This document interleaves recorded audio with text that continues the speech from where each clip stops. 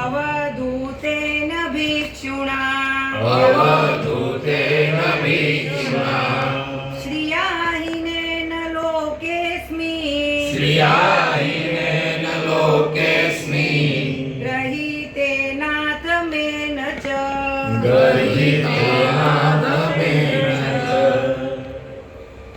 ज्ञानतिमिरान्धस्य ज्ञानाञ्जनशलाकया चक्षुरुन्मिलितं येन तस्मै श्रीगुरुवे नमः।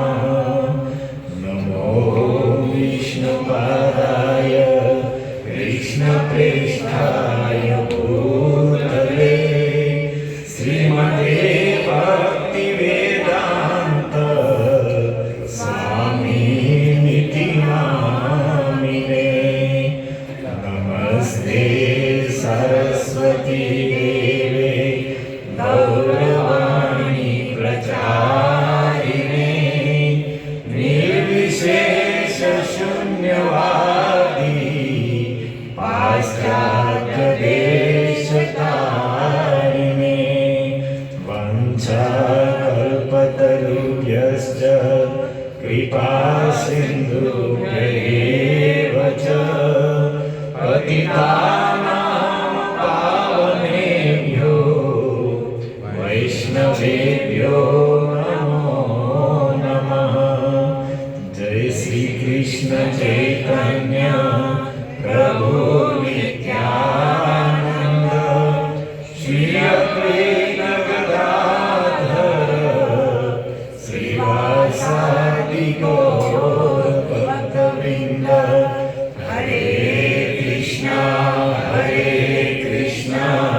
कृष्णा कृष्णा हरे हरे हरे राम राम राम हरे हरे। हरे कृष्णा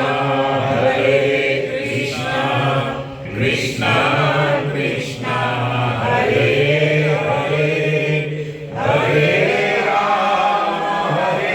राम राम राम हरे हरे। हरे कृष्णा कृष्णा कृष्णा हरे हरे हरे राम राम राम हरे हरे।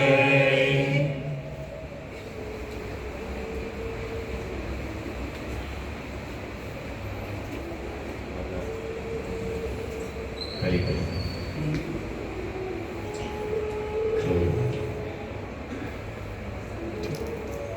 જલની પુણ્યતિથિ નિમિત્તે એમની જ ઈચ્છાથી આયોજિત શ્રીમદ ભાગવત કથા સુદામા ચરિત્ર શ્રવણ કરવા પધારેલા સર્વ શ્રોતાઓના ચરણોમાં સાદર વંદન।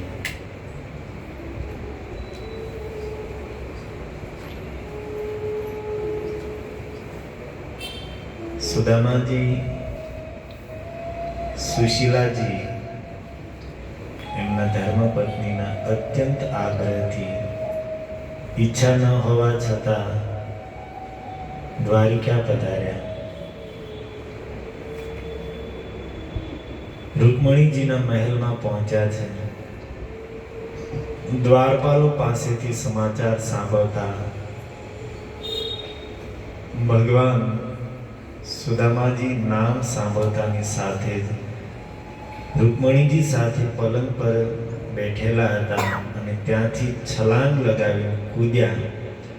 અત્યંત ત્વરાથી દોડીને આંગણમાં આવીને સુદામાજીને પોતાના ભુજાઓમાં ભરીને અંદર લઈ જાય છે। પોતાના પલંગ ઉપર સુદામાજીને બેસાડીને સ્વયં ભગવાન દ્વારકાધીશ એમના ચરણો ધોવે છે। સુદામાજીને સુંદર પુષ્પની માળા પહેરાવી, ચંદન લગાડ્યું, સુગંધી દ્રવ્ય લગાડ્યું, ધૂપ દીપ ઇત્યાદિથી આરતી કરીને ભોજન કરાયું, ગાયોનું દાન આપ્યું. સુંદર મધુર વચનોથી સુદામાજીનું સ્વાગત કર્યું. અને ત્યાર પછી ભગવાન સુદામાજીને પોતાના પલંગ ઉપર બેસાડીને સ્વયં એના ચરણોની સેવા કરે છે. સાક્ષાત ભગવતી રૂકમણીજી, મહાલક્ષ્મીજી જ રૂકમણીજીના રૂપમાં આવ્યા છે અને સુદામાજી ઉપર ચામરથી પંખો કરી રહ્યા છે.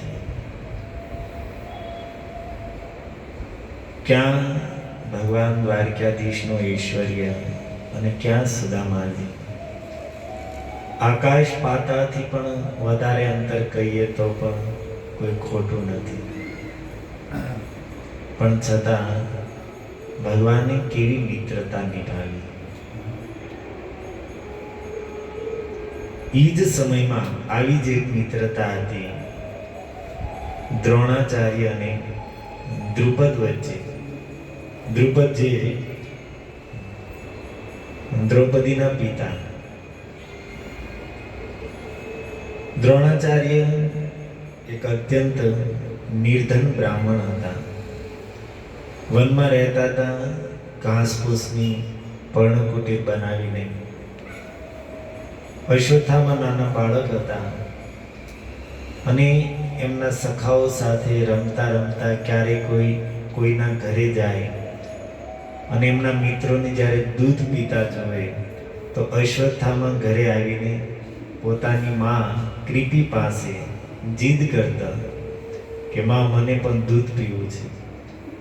પણ દ્રોણાચાર્ય પાસે કોઈ વ્યવસ્થા હતી નહીં. અયાચક વૃત્તિથી રહેતા, ક્યારેય કોઈની પાસે માંગતા નહીં. એમની પાસે કાંઈ હતું નહીં. બિલકુલ સુદામા જેવું એમનું જીવન હતું.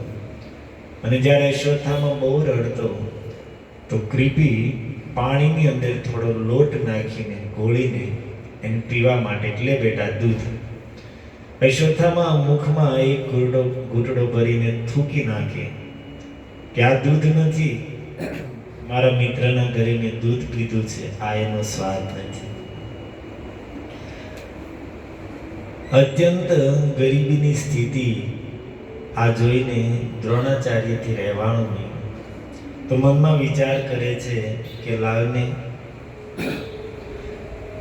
દ્રુપદ મારો મિત્ર છે. બાળપણમાં અમે સાથે ગુરુકુળમાં ભણતા હતા અને અત્યારે તો બહુ મોટો રાજા થઈ ગયો છે.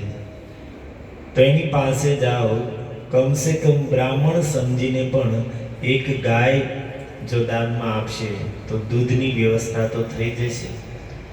આવો વિચાર કરીને દ્રોણાચાર્ય મહારાજ દ્રુપદના દરબારમાં ગયા છે. બહારથી દ્વારપાળોને કીધું કે અંદર સમાચાર આપો કે મહારાજના બાળપણના મિત્ર દ્રોણ એને મળવા આવ્યા છે. દ્રુપદને સમાચાર મળ્યા, બહાર આવ્યા અને અત્યંત ક્રોધિત થઈને કહે છે કે ભાઈ ક્યાં એક રાજા અને ક્યાં તારી જેવા ભિખારી. અરે સાથે ભણતા હતા એ બાળપણની વાત અલગ હતી અને હવે મારી જેવો સમ્રાટ અને કોઈ એમ કે ભિખારી ભીખ માંગવા વાળો રાજાનો મિત્ર છે, તો આમાં રાજાની કિંમત શું? દ્રોણાચાર્યનું ભયંકર અપમાન કર્યું, તિરસ્કાર કર્યો. દ્રોણાચાર્યજી ત્યાંથી ચૂપચાપ નીકળી ગયા. અને પછી દ્રોણાચાર્યએ હસ્તિનાપુર જઈને કૌરવ અને પાંડવનું આચાર્ય પદ સ્વીકાર કર્યું. એ લોકોને અસ્ત્ર શસ્ત્રની વિદ્યા આપી. 100 કૌરવ હતા, 5 પાંડવ હતા. અને જ્યારે શસ્ત્ર વિદ્યા પૂરી થઈ, ગુરુ દક્ષિણા આપવાનો સમય આવ્યો. પાંડવો કૌરવે પૂછ્યું કે ગુરુદેવ અમે શું દક્ષિણા આપીએ? દ્રોણાચાર્ય કહે છે દક્ષિણા આપવા માંગતા હો તો જાઓ, દ્રુપદને બંદી બનાવીને મારી પાસે લઈને આવો. અને ગયા. 105 બધા જ પરાક્રમી હતા. દ્રુપદ મહારાજને પરાસ્ત કરીને બંદી બનાવીને દ્રોણાચાર્યના ચરણોમાં લાવી નાખે છે. અને ત્યારે દ્રોણાચાર્ય પણ દ્રુપદનો તિરસ્કાર કરીને, અપમાનિત કરીને અડધું રાજ્ય એનું લઈને અને અડધું એને આપીને ત્યાંથી ભગાડી મૂકે છે. જેવી કૃષ્ણ અને સુદામાજીની જોડી હતી એવી જ દ્રુપદ અને દ્રોણની જોડી હતી. એક બિલકુલ ભિક્ષુક છે અને એક રાજા છે, પણ અંતર કેટલો છે.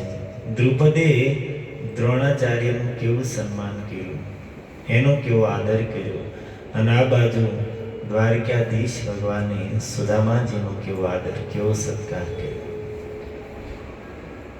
એટલા માટે જ કહે છે કે સંબંધ નિભાવવાનું ભગવાન જાણે છે. સંસારના લોકો શું સંબંધ જાણવાના, શું સંબંધ નિભાવવાના. સંબંધ પણ ત્યાં સુધી છે જ્યાં સુધી સ્વાર્થ છે. સ્વાર્થ પૂરો થઈ જાય તો સંસારના સંબંધોનું કોઈ મહત્વ નથી. એટલા માટે રામાયણમાં લખ્યું છે કે ધીરજ ધર્મ મિત્ર અરુ નારી આપત્તિ કાલ પરિખઈ ચારી.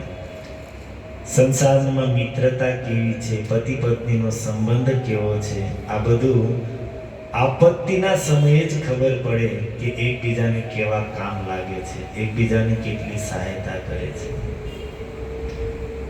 સંસારના સંબંધમાં પ્રેમ છે પણ બહુ ઓછો અને સ્વાર્થ બહુ વધારે છે, અને એ પણ ક્ષણિકના છે, જાજો સમય સુધી તો ટકવાના નથી.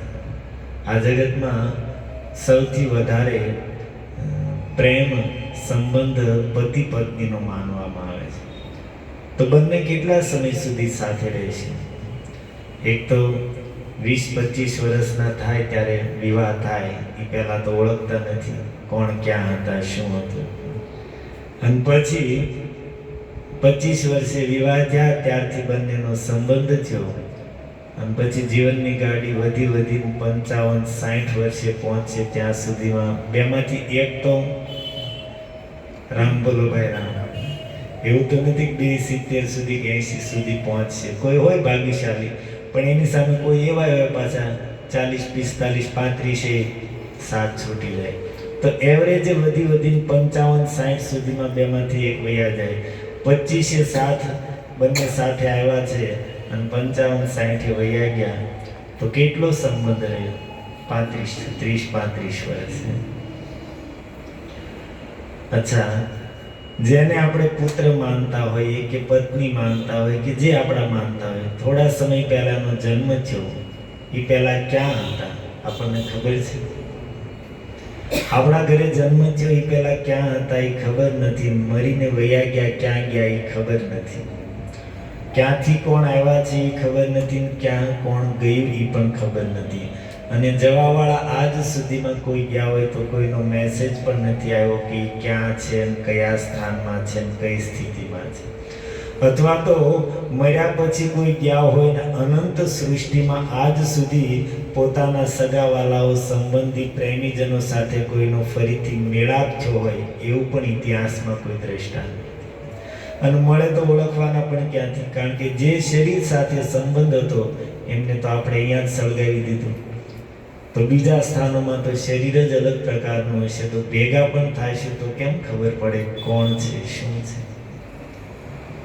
કોઈ મહત્વ નથી આ જગતના જે સંબંધો જેને આપણે સાચા માનીને દિવસ રાત એની પાછળ ભાગી રહ્યા છીએ, પણ એ ઘડીભરના અને ક્ષણિક સંબંધ છે.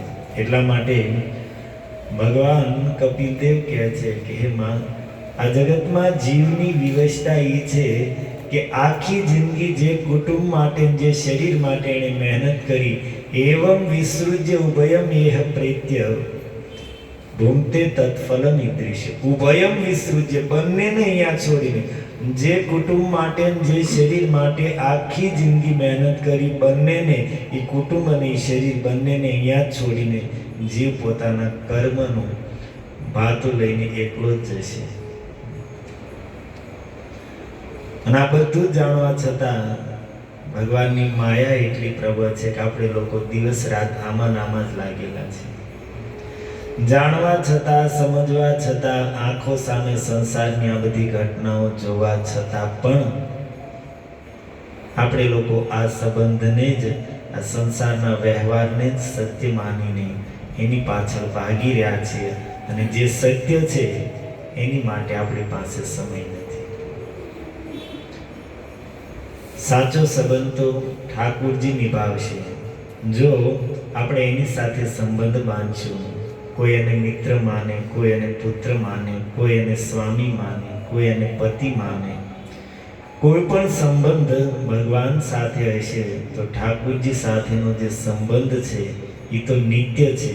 અહીંયાના સંબંધ જેમ ક્ષણિક અને નાશવાન સંબંધ નથી, એ તો જન્મો જન્મનો સંબંધ છે. અને આ લોકમાં પણ જરૂર પડશે, સમય આવશે તો ભગવાન સંબંધ નિભાવીને દેખાડશે. આપણે જો એમની સાથે સંબંધ બાંધ્યો હશે.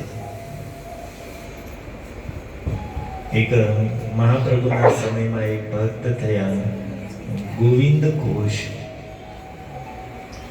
બંગાળમાં ઘોષ શું કહે સરનેમ પ્રખ્યાત છે. આપણે ત્યાં પટેલ પ્રખ્યાત, એની સાઈડ ઘોષ ને બોજ ને આ બધી સાઈડની સરનેમો છે. તો ગોવિંદ ઘોષ એક દિવસ ગંગાજીમાં સ્નાન કરતા હતા, સવારમાં વહેલા મધ્યરાત્રિએ. તો એની સાથે કંઈક ટકરાણું પાછળથી.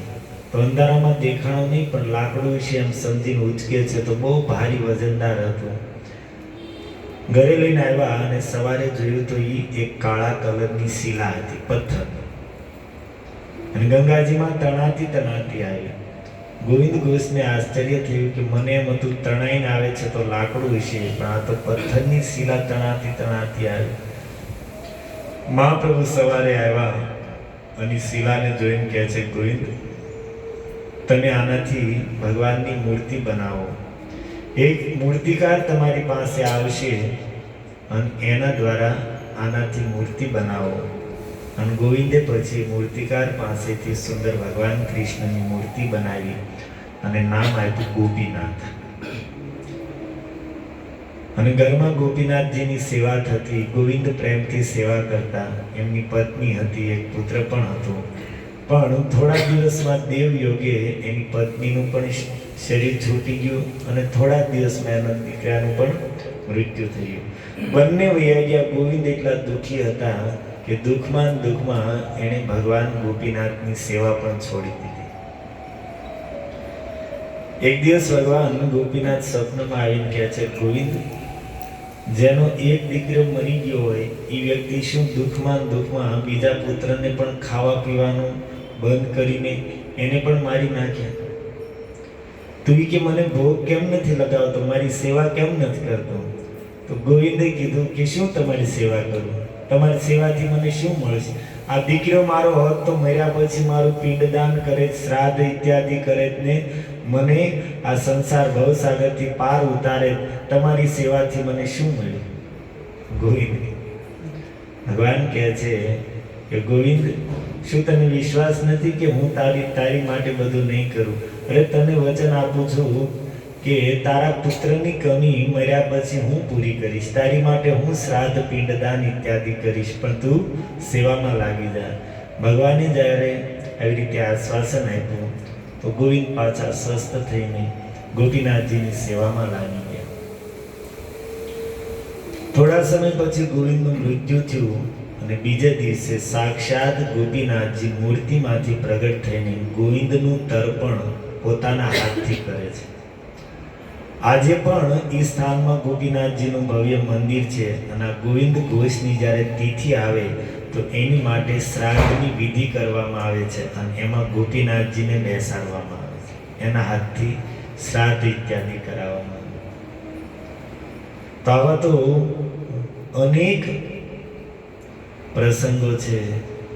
નરસિંહ મહેતાએ એને શેઠ બનાવ્યા તો એની માટે શેઠ બની ગયા, નોકર બનાવ્યા તો એની માટે નોકર બની ગયા. તો સંબંધ ઠાકોરજી નિભાવશે. આ જગતમાં પણ સમય આવે, જરૂર પડે સંબંધ નિભાવીને બતાવશે. દ્રૌપદી એમને સખી કહેતા, ભગવાન દ્રૌપદીને સખી કહેતા અને સખી અર્થાત મિત્ર. અને જ્યારે જ્યારે અવસર આવ્યો ત્યારે ઠાકોરજીએ પોતાની મિત્રતા પૂરી કરીને બતાવી.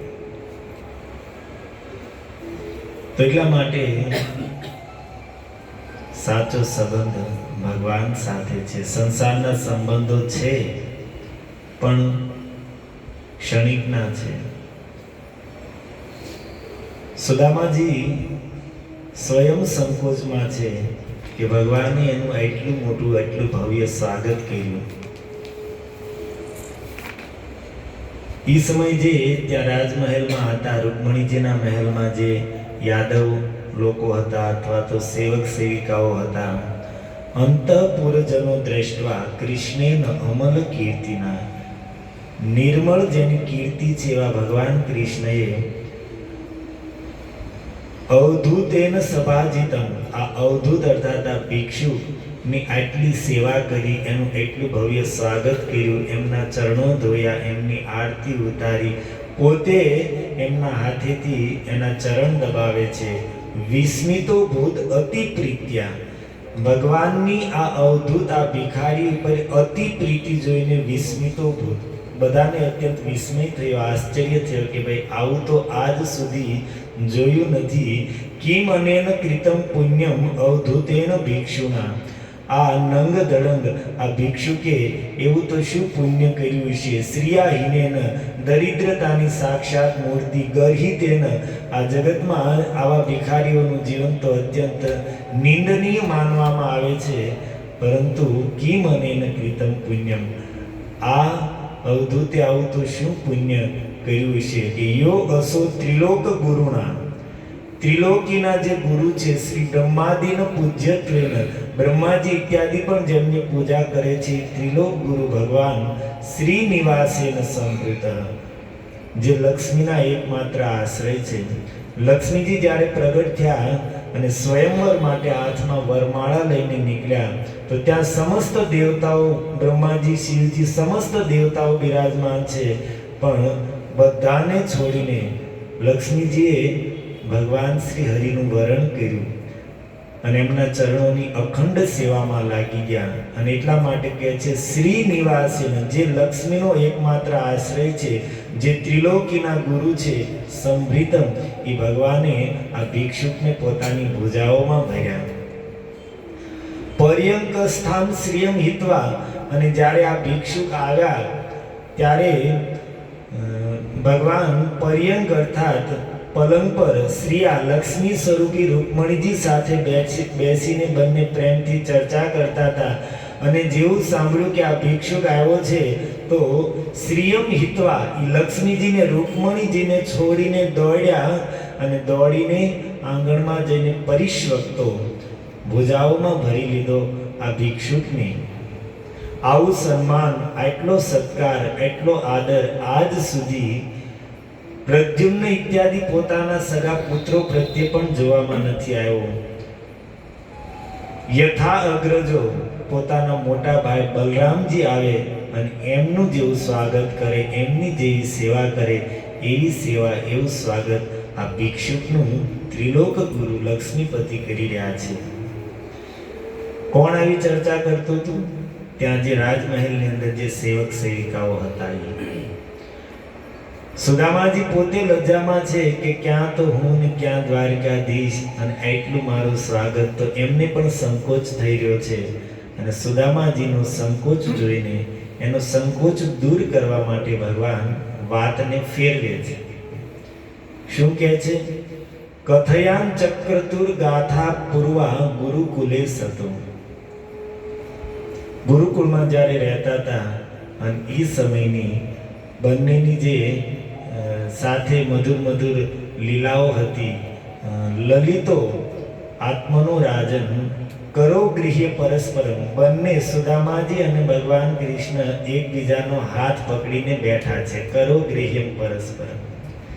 સુદામાજીનું સૌભાગ્ય કેવું કે મોટા મોટા યોગીઓ અનેક જન્મ સુધી ધ્યાન લગાવીને બેસે, સમાધિમાં બેસે, ત્યારે જેમની એક ઝલક માત્ર મળે, એ ભગવાન સાથે હાથ પરસ્પરમ કર ગૃહ્ય, એકબીજાનો હાથ પકડીને બેઠા છે. અને ગુરુકુળના બચપનના એ સ્મરણોને તાજા કરે છે, એ વાતોને યાદ કરે છે. ભગવાન કહે છે કે અપી બ્રહ્મન ગુરુકુલાદ ભવતા લબ્ધ દક્ષિણા. હરે કૃષ્ણ.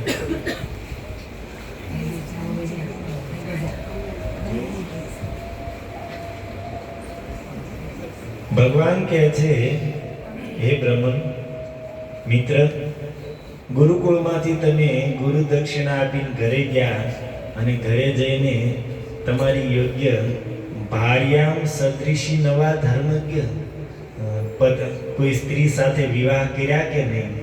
સુદામાજી કે કર્યા. સુશીલા નામ છે.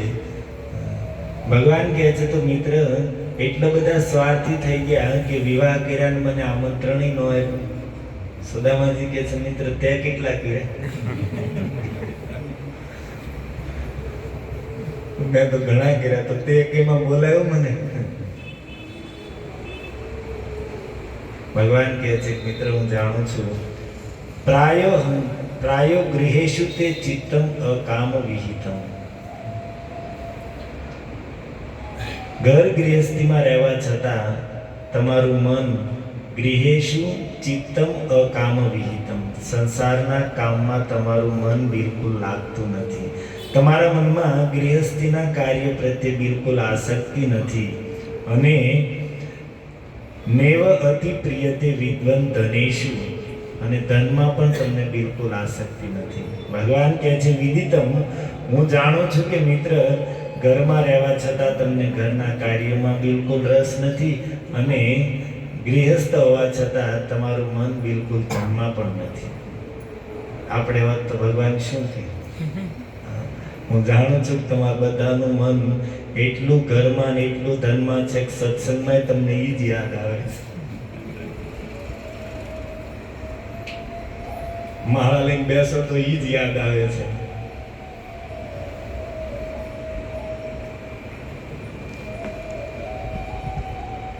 ભગવાન કહે છે કેચિત કુર્વંતી કર્માણી કામેર અહત ચેતસ. આ જગતમાં કોઈ એવા વિરલા લોકો હોય છે કે જે કામેર અહત ચેતસા, સંસારની કામનાઓથી જે આસક્ત નથી, જેના મનમાં સંસારના વિષયોની ભોગોની બિલકુલ કામના નથી. પ્રકૃતિ દેવી ત્યજંત, દેવી માયા દ્વારા આ જગતમાં જે કાંઈ મનોરંજનના સાધનો, સુખના સાધનો, વિષય ભોગના સાધનો બનાવ્યા છે ત્યજંત, એમાં પણ એની બિલકુલ આસક્તિ નથી. અને છતાં કર્માણી કુર્વંતી, છતાં એ લોકો કર્મ કરતા રહે છે. શું કામ? લોક સંગ્રહમ યથા અહમ, લોક શિક્ષા માટે.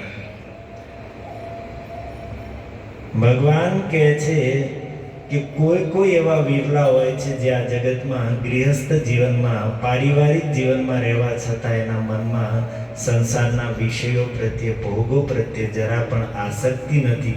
એનું મન એમાં જરા પણ લાગતું નથી, કોઈ વસ્તુની આવશ્યકતા નથી. છતાં પણ કર્માણી કુર્વંતી, છતાં પણ એ ગૃહસ્થ જીવનમાં રહીને પોતાના પારિવારિક જે કર્તવ્યો છે, વ્યવહાર છે, વ્યાપાર છે, પરિવારનું ભરણ પોષણ છે, આ બધું જ કરતા રહે છે. શું કામ? લોક સંગ્રહ, લોક શિક્ષા માટે. યથા અહમ, જેવી રીતે હું. ભગવદ્ ગીતામાં ભગવાન કહે છે કે યદ્યદ આચરતી શ્રેષ્ઠ તદ એવ ઇતરો જના. શ્રેષ્ઠ લોકો જેવું આચરણ કરે છે, અર્થાત ઘરના વડીલો અથવા સમાજના આગેવાનો અથવા તો જેને મોટા માનવામાં આવે છે એ લોકો જેવું કરશે એવું જ પાછળવાળા એમને જોઈને કરશે. ઘરના કોઈ વડીલો હોય તો એ વ્યસન કરતા હશે, તેમના પાછળવાળા પણ વ્યસન જ કરશે. ઘરના વડીલો હોય એ જ હવે અપશબ્દ બોલતા હોય તો ઘરના નાના છોકરાઓ પણ એવું જ શીખશે. સમાજના આગેવાનો જેવું કરશે એવું સમાજના લોકો કરશે. યદ્યદ આચરતી શ્રેષ્ઠ, જે લોકો આગળ છે ઉંમરમાં હોય કે સંપત્તિમાં હોય કે બુદ્ધિમાં હોય, અને એ લોકો જેવું કરશે એવું જ એમની પાછળવાળા એમને જોઈને કરશે. ભગવાન સ્વયં અહીંયા કહે છે યથાહમ, હું પણ, મારે કાંઈ પણ કરવાની જરૂર નથી, પણ છતાં હું લોક સંગ્રહ માટે, હું કાંઈ ન કરું તો કાલ સવારે બીજા લોકો મારું જોઈને પણ કાંઈ ન કરે. તો મારે કોઈ વસ્તુની જરૂર નથી. આ જગતમાં કોઈ વસ્તુ મારી પાસે નથી અને એને પ્રાપ્ત કરવા માટે હું મહેનત કરું છું એવું તો છે ને. કોઈ વસ્તુની આવશ્યકતા નથી, જરૂર નથી, છતાં પણ હું કાર્યમાં લાગેલો રહું છું. કેમ? લોક શિક્ષા માટે. તે દિવસે આપણે ચર્ચા કરતા હતા, નારદજી ભગવાનનું ગૃહસ્થ જીવન જોવા માટે ગયા. તો નારદજી જ્યાં જ્યાં જે મહેલમાં ગયા ત્યાં શું જોવે છે? કોઈ જગ્યાએ ભગવાન કૃષ્ણ બેઠા છે, એકાગ્ર થઈને ધ્યાન લગાવી રહ્યા છે. કોઈ જગ્યાએ ભગવાન કૃષ્ણ સવારમાં યજ્ઞ કરી રહ્યા છે. કોઈ જગ્યાએ ગયા તો ભગવાન દેવ પૂજન કરી રહ્યા છે. કોઈ જગ્યાએ બ્રાહ્મણોને દાન આપી રહ્યા છે. ભગવાન દ્વારકામાં રોજ 13,000 ગાયોનું દાન આપતા. કોઈ જગ્યાએ પુણ્યના પવિત્ર કાર્ય કરી રહ્યા છે. અરે શું જરૂર છે એને? આ બધી વસ્તુ જેમની પ્રસન્નતા માટે કરવામાં આવે છે, ભગવાનને આ બધું કરવાની શું જરૂર છે? આપણને લોકોને શીખવવા માટે. ભગવાન રામચંદ્રના રૂપમાં પ્રગટ થયા અને એક વસ્તુ લોકોને શીખવવા માટે કે પતિ પત્નીનો સંબંધ કેવો હોવો જોઈએ, ભાઈનો સંબંધ કેવો હોવો જોઈએ, એક પુત્રનું પિતા પ્રત્યે શું કર્તવ્ય છે, એક પુત્રનો માતા પ્રત્યે શું ધર્મ છે, એક રાજાનો શું ધર્મ છે. એક વસ્તુ ભગવાને પોતાના આચરણથી શીખવાડી. ઘણી વસ્તુ એવી હોય કે આપણે છોકરાઓને સમજાવી શકીએ, એને ઉપદેશ દીધે ન સમજાવી શકીએ, પણ છોકરાઓ જ્યારે આપણને જોવે તો એ શીખી જાય. વ્યવહારથી જે વસ્તુ શીખવાડી શકાય એ ઉપદેશથી પણ નથી શીખવાડી શકાતી. આપણે છોકરાઓને મોટી ઉપદેશની વાતો કરતા હોય અને આપણા આચરણનું કાંઈ ઠેકાણું ન હોય તો છોકરાઓ શું શીખશે? બતાવો. આપણે છોકરાને કહેતા હોય કે દીકરા, માતા પિતાની સેવા કરવી જોઈએ, માતા પિતા જ ગુરુ છે, માતા પિતા જ અમુક છે, ઠમુક છે. છોકરાઓને આપણે શીખવાડતા હોય ને આપણા છોકરા જોતા હોય કે આપણે તો આપણા માતા પિતાને ક્યારેય પગે નથી લાગ્યા ને એને ક્યારેય સરખાઈને બોલાવ્યા પણ નથી ને એની ક્યારેય સેવાય નથી કરી, તો બતાવો છોકરા શું શીખવાના? ભલે આપણે છોકરાને કાંઈ કીધું ન હોય, માતા પિતાની સેવા કરવી જોઈએ, એને પગે લાગવું જોઈએ, કાંઈ નથી કીધું, પણ આપણે પોતે કરતા આવીશું તો આપણને જોઈને છોકરા એમનામ શીખી જશે. એક ગામમાં કથા હતી. તો એ કથામાં એક વ્યક્તિ રોજ આગળ આવીને બેસી જાય અને પહેલેથી આવીને બેસી જાય, વક્તા આવે એ પહેલા આવીને બેસી જાય અને છેક સુધી કથામાં બેસીને વક્તાની સામે જોઈને બેઠા હોય, એકાગ્રતાથી સાંભળતા હોય. વક્તા પણ બહુ પ્રભાવિત થયા કે ભાઈ આવો શ્રોતા તો પહેલી વાર જોયો કે એટલું ધ્યાનથી સાંભળે છે. તો એણે પૂછ્યું લોકોને કે ભાઈ અમુક વ્યક્તિ આવીને બેસે છે, કોણ છે? તો કીધું કે મહારાજ એ બેરો વ્યક્તિ છે. શું કીધું? ઈ ભાઈ જે સાંભળે છે એને કાનપુરમાં હડતાલ છે. કે બેરો છે તો પછી કથામાં આવીને કેમ બેસે છે? તો કે ઈ તો એને ખબર હોય. એટલે વક્તાને એક જિજ્ઞાસા થઈ. તો એક દિવસ કથા પછી એમને એક સાઈડ બોલાવીને પૂછ્યું, લખીને દેખાડ્યું કે ભાઈ તમે સાંભળી શકતા નથી, હું જોઉં છું કે રોજ કથામાં તમે સમયસર આવીને બેસી જાઓ છો, છેક સુધી બેસો છો, એનું શું કારણ? તો એ ભાઈએ 3 વાત કરી કે મહારાજ, એક તો હું અહીંયા આવીને નહીં બેસું તો ક્યાં જઈને બેસીશ? ગલ્લે જઈને બેસીશ, નહીં તો ચોકમાં જઈને બેસીશ ને ત્યાં લોકો ગપ્પા મારતા હશે અને કોઈની નિંદા કરતા હશે, ગાળો બોલતા હશે, વ્યસન કરતા હશે. તો એવા દૂષિત અને અપવિત્ર વાતાવરણમાં જઈને બેસવું એની કરતાં કમસે કમ અહીંયા આ પવિત્ર વાતાવરણમાં આવીને બેસવું. અહીંયા ભગવાનની કથા થઈ રહી છે, અહીંયા કીર્તન થઈ રહ્યા છે, અહીંયા ભાગવત ભગવાન બિરાજમાન છે અને એની લીધે આ પવિત્ર વાતાવરણ છે. તો આ પવિત્ર વાતાવરણમાં બેસવા માત્રથી મારા પાપો નષ્ટ થઈ જાય છે, મારા પાપો ધોવાઈ જશે. એટલા માટે હું અહીંયા આવીને બેસું છું. બીજું એણે કીધું કે મેં સાંભળ્યું છે કે સંતોની દ્રષ્ટિ પડતાની સાથે જીવ અનેક જન્મના પાપોથી મુક્ત થઈ જાય છે. તો અહીંયા હું આવીને બેસું છું. અહીંયા અનેક વૈષ્ણવો, અનેક સંતો કથા સાંભળવા માટે આવે છે. મને એમના દર્શન થાય છે, એ લોકોની મંગલમય દ્રષ્ટિ મારી ઉપર પડે છે. તો આ સંત દર્શનનો અને સંતની કૃપા પ્રાપ્ત કરવાનો પણ આ અવસર, સૌભાગ્ય સમજીને હું અહીંયા આવીને બેસું છું. અને ત્રીજી વાત એણે બહુ સારી કરી કે મહારાજ, હું મારા ઘરનો વડીલ વ્યક્તિ છું. હું મારા ઘરનો વડીલ વ્યક્તિ છું. મને જોઈશે મારા દીકરાઓ, મારા પૌત્રો કે દાદાજી કથામાં જઈને બેસતા હતા. આપણા દાદા નહોતા સાંભળતા, બહેરા હતા તો પણ કથામાં જઈને બેસતા હતા. આપણે પણ કથામાં જઈને બેસવું જોઈએ. દાદા વગર સાંભળે કથામાં જઈને બેસતા હતા, આપણે તો સાંભળીએ છીએ, એટલા માટે આપણે તો અવશ્ય જઈને બેસવું જોઈએ. મારા પરિવારના લોકો શીખશે, હું ઘરનો વડીલ છું અને એટલા માટે રોજ અહીંયા આવીને બેસું છું. અને એ વાત ભગવાન અહીંયા કરી રહ્યા છે કે લોક સંગ્રહમ યથાહમ. એ મિત્ર, ઘણા એવા લોકો હોય છે જેને સંસારના કાર્યોમાં બિલકુલ રુચિ નથી. એને સંસારના વિષયોમાં, ભોગોમાં, સંપત્તિમાં, વ્યવહારમાં કોઈ જગ્યાએ આસક્તિ નથી, પણ છતાં આ બધું કરતા રહે છે બીજાને પોતાના આચરણથી શીખવવા માટે. હવે ભગવાન કહે છે, કશ્ચિત ગુરુકુલે વાસમ બ્રહ્મન સ્મરતિ નો યત. મિત્ર, તમને યાદ છે કે આપણે બંને સાંદીપની ઋષિને ત્યાં કઈ રીતે સાથે રહેતા હતા? જ્યારે ભગવાન કૃષ્ણ મથુરાથી કંસનો વધ કરીને પછી સૌથી પહેલા સાંદીપનીજીને ત્યાં ઉજ્જૈનમાં ભણવા માટે આવ્યા. બંને ભાઈઓ રથમાં સવાર થઈને ઉજ્જૈન પહોંચ્યા. અને જેવા ઉજ્જૈન નગરીમાં પહોંચ્યા તો વન પ્રદેશમાં જોયું કે એક બ્રાહ્મણ પગમાં કાંટો વાગ્યો છે. સુદામાજી એ સમયે ગુરુ માતાના આદેશથી વનમાં લાકડા ઇત્યાદિ લેવા માટે આવ્યા હતા. પગમાં કાંટો વાગ્યો અને કાંટો એટલો અંદર ઘૂસી ગયો કે પીડાને કારણે સુદામાજી બાળક હતા, રડતા હતા અને કાંટો કાઢવાની જીગર નહોતી ચાલતી. છોકરા હોય, કાંટો વાગે તો એ આપણને અડવા ન દે, દુખે એટલે મોટાઈ ન અડવા દે. છોકરાને શું કરવું? હવે તે બધું વહી ગયું.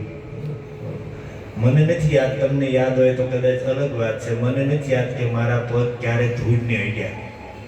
તમે યાદ કરો તો ખુલ્લા પગે ક્યારે નીકળતા નથી. નીકળીએ તો રોડ હોય, આરસીસી ક્યાંક ઓલા હું ડબકલાને શું કે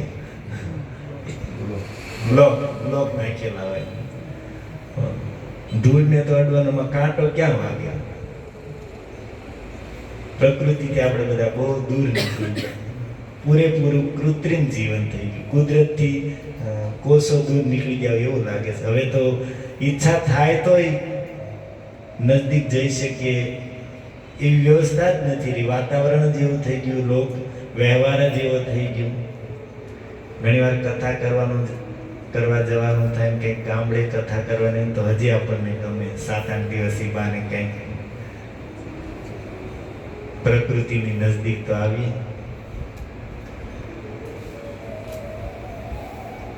તો સુદામાજી કાંટો વાગ્યો છે ને, એટલું દર્દ છે કે રડી રહ્યા છે, બેઠા છે, કોઈ છે નહીં. અને એ જ સમયે રથ નીકળ્યો, કૃષ્ણ બલરામ એમાં સવાર છે અને દૂરથી ભગવાને જોયું કે કોઈ બ્રાહ્મણ કુમાર રડે છે. ભગવાન રથ ઊભો રાખીને ત્યાં ગયા અને પૂછ્યું, ભાઈ શું થયું, કેમ રડો છો? તો કે કાંટો પગમાં લાગ્યો ને એટલો દુખે છે. અને ભગવાને એ બાળક, એ સુદામાજીનો પગ પોતાના હાથમાં લઈને કાંટો કાઢ્યો, પોતાનું કિંમતી પિતાંબર ફાડીને એનાથી ઉપર પાટો બાંધ્યો, પછી પોતાના રથમાં જ લઈને, પોતાની સાથે જ લઈને સાંદીપની ઋષિના આશ્રમ સુધી આવે છે. અને ત્યારથી બંનેની મિત્રતા થઈ. જ્યારે ત્યાં પહોંચ્યા ત્યારથી જ બંનેની મિત્રતા, પછી તો બંને સાથે સાથે જ રહેતા.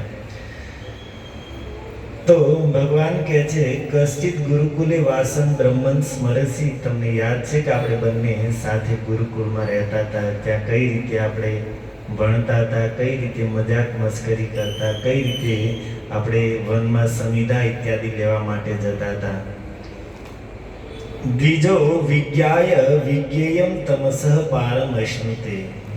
હે મિત્ર, સાચું પૂછો તો વ્યક્તિ વિજ્ઞાય જાણવા યોગ્ય જે વસ્તુ છે, વિજ્ઞેય એ પરમાત્માને જાણીને તમસઃ પારમ અશ્નુતે, ગુરુના આશ્રયમાં રહીને જ જાણવા યોગ્ય છે એ પરમાત્માને જાણીને આ ઘોર અંધકારમય સંસાર સાગરથી પારમ અશ્નુતે, પાર ઉતરી જાય છે. વિજ્ઞાય અર્થાત જાણવા યોગ્ય, અને વિજ્ઞેય અર્થાત પરમાત્મા, જાણવા યોગ્ય પરમાત્માને, ભગવાનને જાણીને તમસઃ સર્વ દુઃખ પારમ, આ દુઃખમય સંસારથી પાર ઉતરીને શ્રી વૈકુંઠ લોક લભતે, વૈકુંઠને પ્રાપ્ત કરે છે. ગુરુના આશ્રય વગર ભગવાન કહે છે કે કોઈ પણ જીવ આ જગતમાં જે જાણવા યોગ્ય તો બહુ વસ્તુઓ છે, પરંતુ સર્વશ્રેષ્ઠ કોઈ વસ્તુ હોય તો એ છે ભગવાન. અને એમને જાણવા માટે એક જ ઉપાય છે ગુરુનો આશ્રય. ગુરુના આશ્રયથી જ વ્યક્તિ ભગવાનને જાણી શકે છે. અને ઉપનિષદમાં ત્યાં સુધી લખ્યું છે કે કોઈ અગર ભગવાનને જાણી લે, યસ્મિન જ્ઞાતે સર્વમ એવમ જ્ઞાતુમ ભવતી, ભગવાનને કોઈ જાણી લે છે તો એ બધું જ જાણી લીધું, એણે બધું જ જાણી લીધું. યસ્મિન વિજ્ઞાતમ સર્વમ એવમ વિજ્ઞાતુમ ભવતી, અગર કોઈ ભગવાનનો અનુભવ કરી લે છે તો એણે બધો જ અનુભવ કરી લીધો. એને પછી કાંઈ જાણવાનું બાકી રહેતું નથી, એને પછી કોઈ અનુભવ કરવાનું બાકી રહેતું નથી. ઉપનિષદમાં કથા આવે છે કે ઉદાલક ઋષિના પુત્ર હતા શ્વેતકેતુ. તો થોડા મોટા થયા એટલે ઋષિએ કીધું કે બેટા તું ગુરુ પાસે જઈને વિદ્યા પ્રાપ્ત કર, તારી ઉંમર થઈ ગઈ છે. પિતાના આદેશથી શ્વેતકેતુ ગયા અને ગુરુકુળમાં 12 વર્ષ સુધી રહ્યા. 12 વર્ષ ગુરુકુળમાં રહીને ગુરુ પાસેથી વિદ્યા પ્રાપ્ત કરીને વિદ્વાન પંડિત થઈને આવ્યા. એ સમયે બાળક ગુરુકુળમાં જાય વિદ્યા પ્રાપ્ત કરવા માટે, એટલે જ્યાં સુધી ભણતર પૂરું ન થાય પછી 10 વર્ષ 15 વર્ષ કે 20 વર્ષ ત્યાં સુધી ઘર નહીં જોવાનું, પાછું નહીં આવવાનું. અને અત્યારે તો આપણે માઇન્ડ સમજાવીને છોકરાને ભણવા મોકલ્યા હોય ને 2-3 મહિના થાય ત્યાં ટટક્યા જ હોય. જાય 2-3 મહિને આવે ને તોય પાછું નાસ્તો ને બધું મોકલવાનું ચાલુ જ તે 15 મહિને એમ કરતા ભાઈ તું ઘરે રહે ને તો બાવા કરી છે. અને ત્યાં જાય ને એટલે છોકરા સારું મગાવે ને ખબર છે આપણું બધું હાલવાનું છે.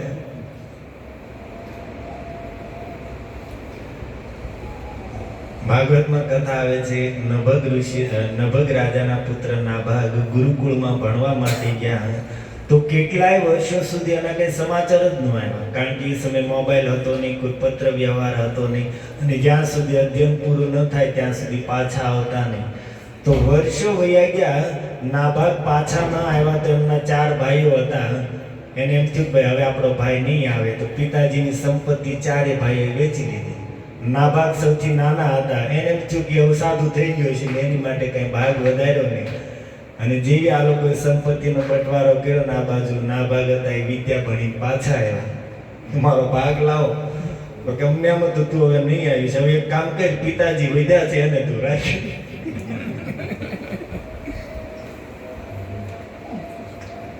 પણ નાભાગ પણ સાચું ભણીને આવ્યા, એટલા માટે એના પિતાજીને કહે છે પિતાજી હું તમારી સેવા કરીશ, મારા ભાઈઓએ સંપત્તિના ભાગના રૂપમાં તમે મને આપ્યા છો.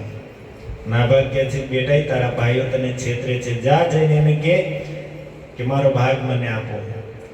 નાભાગ હતા એ કહે છે કે નહીં પિતાજી, ભલે એ લોકો સંસારિક સંપત્તિ રાખે, સાચી સંપત્તિ તો માતા પિતાની સેવા છે, હું તમારી સેવા કરીશ. અને પછી એમના ઘરે દંભીશ જેવા પુત્ર થાય.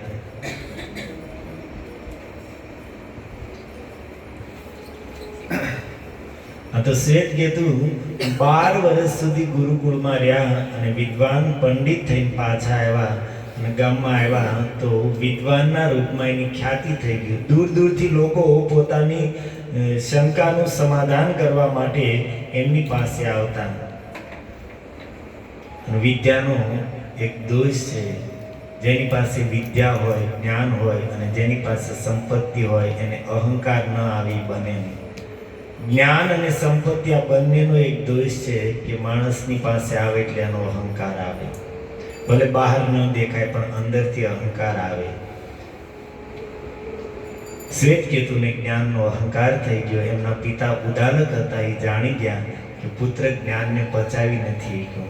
એટલે એક દિવસ ઉદાલક ઋષિ કહે છે, પુત્ર તું પોતાને બહુ મોટો વિદ્વાન માને છો અને છો પણ શું તે એવી કોઈ વસ્તુ વિશે જાણ્યું છે કે જેને એકને જાણવાથી બીજું કાંઈ જાણવાનું બાકી ન રહે?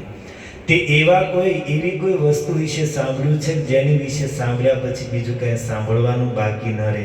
તે એવી કોઈ વસ્તુને જાણી છે જેના વિશે વિચાર કર્યા પછી બીજી કોઈ વસ્તુ પર વિચાર કરવાનો બાકી ન રહે? શ્વેતકેતુ કહે છે, પિતાજી આવું તો મેં જાણવાની વાત અલગ રહી, આવું મેં સાંભળ્યું જ પહેલી વખત કે એવી પણ કોઈ વસ્તુ આવે કે જેને જાણ્યા પછી બીજું કાંઈ જાણવાનું બાકી નહીં રહે. આવું કઈ રીતે સંભવ છે? ઉદાલક ઋષિ કહે છે, પુત્ર કેમ સંભવ નથી? જેવી રીતે કોઈ વ્યક્તિ માટીને જાણી લે, મિટ્ટી તત્વને જાણી લે, તો એ મિટ્ટીમાંથી બનેલા બધા જ પાત્રોને જાણી લેશે. એ સમજી જશે કે આ પાત્રના રૂપમાં ભલે આકાર અલગ અલગ છે પણ તત્વના રૂપમાં તો માટી જ છે. કોઈ વ્યક્તિ સુવર્ણ તત્વને જાણી લે તો સોનાના બધા જ આભૂષણોને જાણી લેશે કે આ આભૂષણો ભલે અલગ અલગ ગાંઠમાં છે પણ મૂળ રૂપમાં તો એમાં સુવર્ણ જ છે. એવી રીતે હે પુત્ર, આ જગતમાં ભગવાન એક એવી વસ્તુ છે કે જેને જાણ્યા પછી આ જગતમાં જીવને કાંઈ જાણવાનું બાકી રહેતું નથી. યસ્મિન જ્ઞાતે સર્વમ એવ જ્ઞાતમ ભવતિ. કોઈ ભગવાનને જાણી લે છે તો સંપૂર્ણ સૃષ્ટિ એનાથી જ પ્રગટ થઈ છે. સૃષ્ટિને ઉત્પન્ન કરવા વાળા તત્વો એનાથી પ્રગટ થયા છે. સૃષ્ટિનું સંચાલન પણ એમના દ્વારા જ થાય છે. અને એટલા માટે ભગવાનને કોઈ જાણી લેશે તો ભગવાનથી ઉત્પન્ન થયેલા જગતના બધા જ રહસ્યોને આપમેળે જાણી લેશે. ભગવાન વિશે કોઈ સાંભળી લેશે તો એને આપમેળે જ સૃષ્ટિના બધા જ તત્વોનું શ્રવણ જ્ઞાન થઈ જશે. અને ભગવાન ઉપર કોઈ વિચાર કરી લેશે, એમનો કોઈ અનુભવ કરી લેશે તો એના જગતમાં બીજું કોઈ અનુભવ કરવાનો બાકી નહીં. યસ્મિન જ્ઞાતમ સર્વમ એવ જ્ઞાતમ ભવતું. જેને જાણ્યા પછી વ્યક્તિને કંઈ જાણવાનું બાકી નથી રહેતું. અને એટલા માટે ભગવાન અહીંયા કહે છે કે હે મિત્ર, વિજ્ઞાય વિજ્ઞેયમ તમસઃ પારમ અશ્નુતે. ગુરુના આશ્રયમાં રહીને જ કોઈ પણ વ્યક્તિ જે જાણવા યોગ્ય છે પરમ તત્વને જાણીને આ દુઃખમય સંસારથી મુક્ત થઈને વૈકુંઠ લોકને પ્રાપ્ત કરશે. એક રીતે ભગવાન અહીંયા ગુરુની યોગ્યતા પણ બતાવી રહ્યા છે કે ગુરુ કોને કહેવાય? ગુરુ એને કહેવાય કે જે પોતાના આશ્રિત વ્યક્તિને ભગવત તત્વનું જ્ઞાન આપીને ભગવાનની પ્રાપ્તિનો માર્ગ બતાવીને આ સંસાર સાગરથી પાર ઉતારી દે.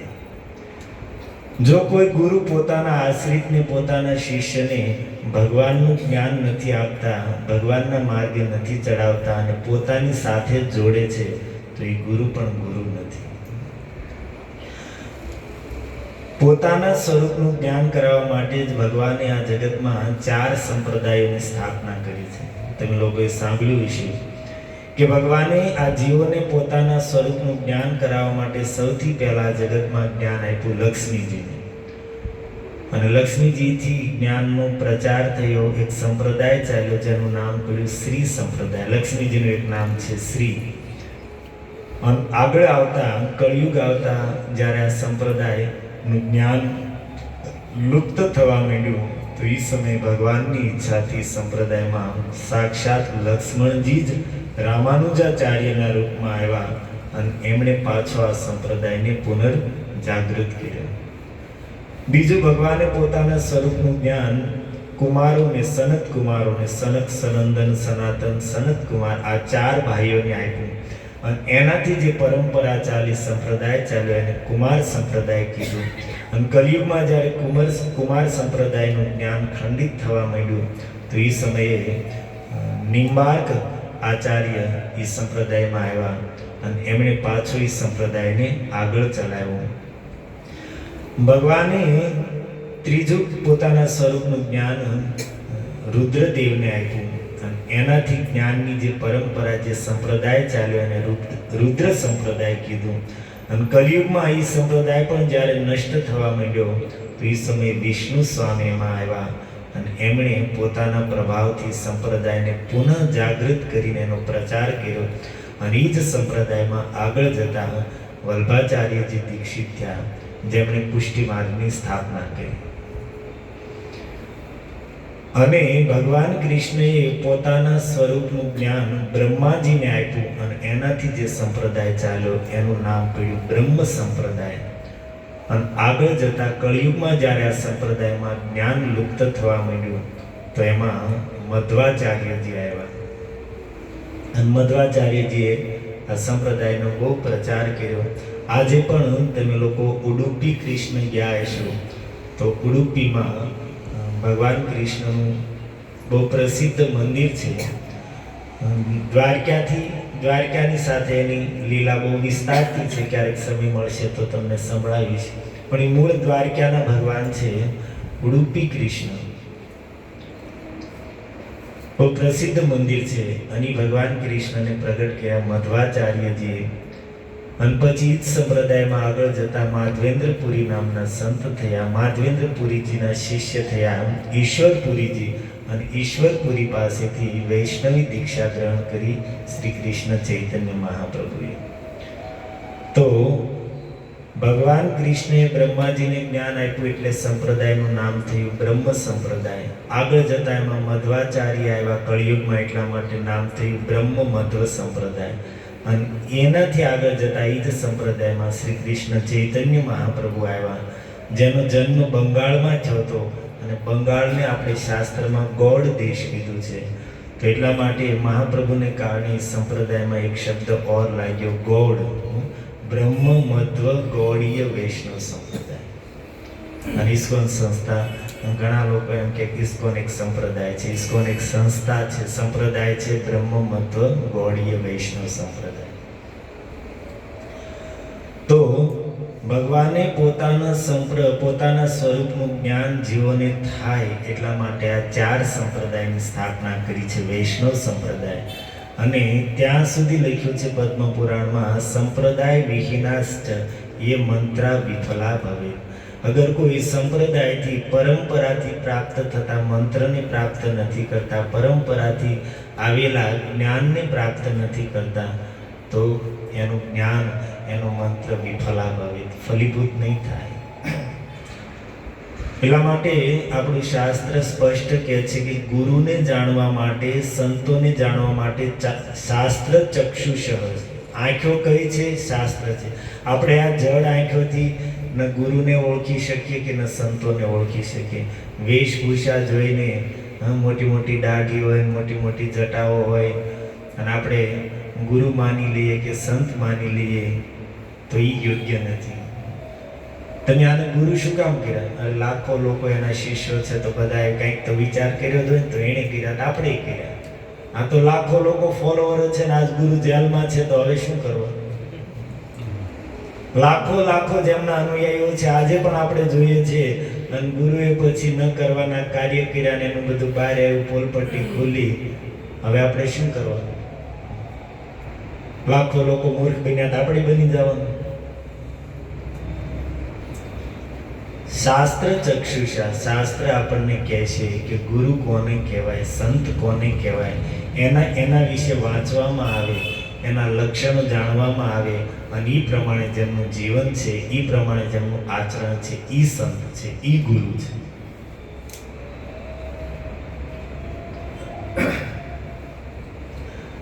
કેટલી સુંદર ભગવાન વાત કરે છે કે મિત્ર, ગુરુના આશ્રયમાં રહીને જ કોઈ વ્યક્તિ જાણવા યોગ્ય જે વસ્તુ છે એ પરમાત્માને જાણીને તમસઃ પારમશ્નુતે, આ દુઃખમય સંસારથી પહેલે પાર વૈકુંઠ શ્રી વૈકુંઠ લોકમ લભતે, વૈકુંઠ લોકને પ્રાપ્ત કરી જશે. અને ભગવાન કહે છે કે મિત્ર, 3 પ્રકારના વ્યક્તિ માટે 3 પ્રકારના ગુરુ હોય છે. એક તો ઇહ સંભવ, જેમનાથી જન્મ લીધો છે વ્યક્તિએ, એ પિતાજી પહેલા ગુરુ છે. સવે સત્કર્મણામ સાક્ષાત વિજાધેર, અને બીજા ગુરુ છે કે જેમણે સંસ્કાર કરીને સત્કર્મની પ્રેરણા આપી, યજ્ઞોપવિત ઇત્યાદિ, ગાયત્રી ઇત્યાદિ સંસ્કાર કરીને સત્કર્મ કરવા માટે પ્રેરિત કર્યા, એ બીજા ગુરુ છે. અને ત્રીજા ગુરુ છે જ્ઞાનદો ગુરુ, જેની પાસેથી જીવને પરમાત્મા તત્વનું જ્ઞાન પ્રાપ્ત થાય છે, એ ત્રીજા ગુરુ છે. ત્રણ પ્રકારના ગુરુ: પહેલા જન્મ દેવાવાળા પિતાજી, બીજા સંસ્કાર દ્વારા શુદ્ધ કરીને સત્કર્મ કરવા માટે પ્રેરણા દેવાવાળા, અને ત્રીજા કે જેની પાસેથી જ્ઞાન પ્રાપ્ત થાય અને જીવ આત્મકલ્યાણના માર્ગે ચાલે, એ ત્રીજા ગુરુ છે. અને આ ત્રણ પ્રકારના ગુરુમાં જ્ઞાનપ્રદમ ગુરુ એ સંસાર તરંતી તે બુદ્ધિમાન. અને આ ત્રણ પ્રકારના ગુરુમાંથી જ્ઞાન દેવાવાળા જે ગુરુ છે એનો આશ્રય લઈને અને ભવસાગરને પાર કરી જાય તે બુદ્ધિમાનતમ, એ બુદ્ધિમાન વ્યક્તિ છે. આ બતાવવા માટે હવેનો આગળનો શ્લોક એટલો 33 નંબર છે. નન્વર્થ કોવિદા બ્રહ્મન વર્ણાશ્રમ વતામિહ યે મયા ગુરુણા વાચા તરંત્ય અંજો ભવાર્ણવમ. વર્ણાશ્રમ વતામિહ, વર્ણ ધર્મ અને આશ્રમ ધર્મનું પાલન કરવાવાળા લોકો. આપણે ઘણીવાર કહીએ કે મેં સનાતન ધર્મી. સનાતન ધર્મ શું છે આપણને પૂછવામાં આવે. સનાતન ધર્મ અર્થાત વર્ણાશ્રમ ધર્મ, 4 વર્ણ અને 4 આશ્રમ. આજે આપણો વર્ણાશ્રમ ધર્મ છે એને જ સનાતન ધર્મ કીધું છે. 4 વર્ણ કયા છે? બ્રાહ્મણ, ક્ષત્રિય, વૈશ્ય અને શૂદ્ર. આ 4 વર્ણ છે. અને 4 આશ્રમ: બ્રહ્મચારી, ગૃહસ્થ, વાનપ્રસ્થ અને સંન્યાસી. તો આ વર્ણ અને આશ્રમનો જે વિભાગ છે આ જ આપણો સનાતન ધર્મ છે.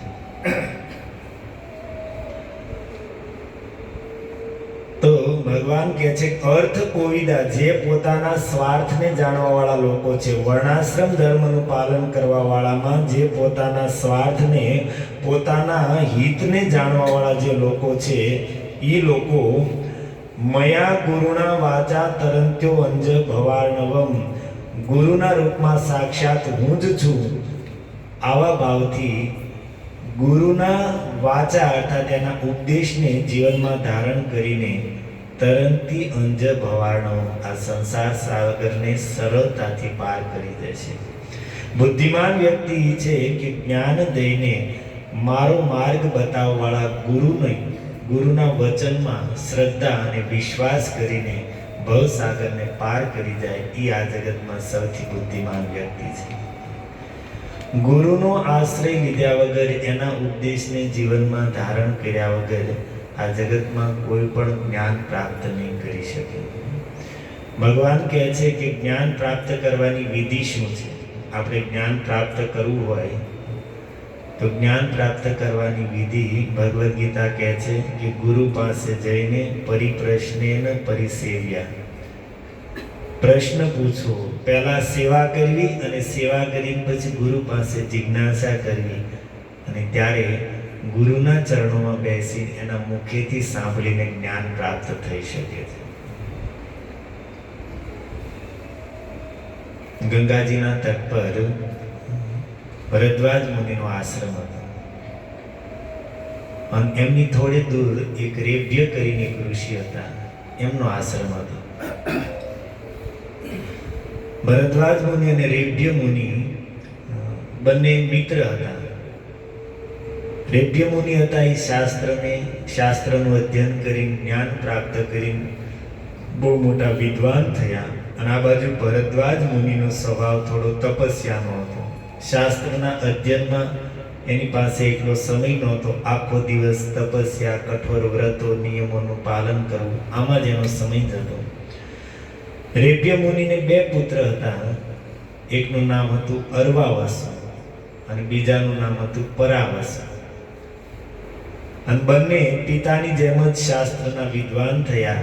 અને રેભ્ય મુનિ જ્ઞાની હતા, વિદ્વાન હતા, સત્સંગ કરતા, લોકોને કથા સંભળાવતા અને એટલા માટે સંસારના લોકો એને જાણતા. એની સમાજમાં અને સંસારમાં ખ્યાતિ હતી, લોકો એને ઓળખતા હતા. અને આ બાજુ ભરદ્વાજ મુનિનું તપસ્યાનું જીવન હતું, વિદ્વત્તા હતી નહીં, સત્સંગ ઇત્યાદિ કરતા ને એટલા માટે હતા તો મહાન, પણ લોકો એને જાણતા નહોતા અને એની પ્રત્યે એટલો આદર પણ નહોતો જેટલો રેભ્ય મુનિ પ્રત્યે આદર અને એનું સન્માન સમાજમાં હતું એટલું ભરદ્વાજ મુનિનું નહોતું. અને સ્વાભાવિક છે આજે પણ વક્તા થઈ જાય, ભલે કાંઈ ન કરતા હોય પણ બે ચાર સારી સારી વાતો કરતા શીખી જાય એટલે લોકો વાહ વાહ કરે ને ક્યાંય ઉપર ચડાવે. અમે તો જોયા છે કે કેટલા એવા વક્તાઓ છે જેની પાસે એટલી બધી સાધનાનું બળ નથી, એ નિરાતે જાગે 6 વાગે ને 7 વાગે, પછી થોડું ઘણું વાંચીને બે ચાર સારી વાતો લોકોને સંભળાવે, એ પણ સારું છે. પણ એને એના ફોલોવરો બહુ જાજા હોય, એની પ્રશંસા કરવા વાળે જાજા હોય, એને ઓળખવા વાળે જાજા હોય. અને બીજી બાજુ એવા અનેક સંતો છે જે મંદિરમાં રહી દિવસ રાત ભજન કરે છે, અડધી રાતે 12 1 વાગે જાગીને ભજનમાં લાગી જાય અને આખો દિવસ પોતાની કંઈક ને કંઈક મંદિરની સેવામાં, ખાલી સુવે એટલો સમય જ ફ્રી હોય, બાકી આખો દિવસ એનો કંઈ સેવામાં, કંઈ માળામાં, કંઈ ભજનમાં, કથા સાંભળવામાં, પૂરું જીવન જ એનું ભજનમય છે. સાચા સંત છે પણ એને કોઈ એક જણો જાણતો નથી, કારણ કે મંદિરમાં પોતાના ભજનમાં લાગેલા છે. અને અમારી જેવા કોઈ બે વાત કરતા શીખી જાય લોકો કેટલાય જાણવા વાળા થઈ જાય. તો અહીંયા અદ્યપી રેભ્ય મુનિ પણ મહાન હતા, પણ વાત એ છે કે એ વિદ્વાન હતા, લોકોને જ્ઞાન આપતા, એટલા માટે લોકો એને જાણતા હતા, સમાજમાં એનો આદર હતો. અને ભરદ્વાજ મુનિ તપસ્વી પ્રકૃતિના હતા એટલે લોકો એને જાણતા પણ નહીં અને એનું એટલું સન્માન પણ નહોતું. હવે રેભ્ય મુનિ જેવા વિદ્વાન હતા એવા જ એમના પુત્ર પરાવસુ અને અર્વાવસુ એ પણ પિતાની સમાન શાસ્ત્રોનું અધ્યયન કરી વિદ્વાન થયા અને એનું યશ, એની કીર્તિ પણ ખૂબ ફેલાણી. અને આ બાજુ ભરદ્વાજ મુનિના પુત્ર હતા યવક્રીત, તો એ પણ પિતાના રસ્તે ચાલતા બાળપણથી તપસ્યામાં જ લાગેલા હતા. એણે પણ શાસ્ત્રોના અધ્યયનમાં એટલું ધ્યાન ન આપ્યું, તો એ પણ મહાન તપસ્વી થયા.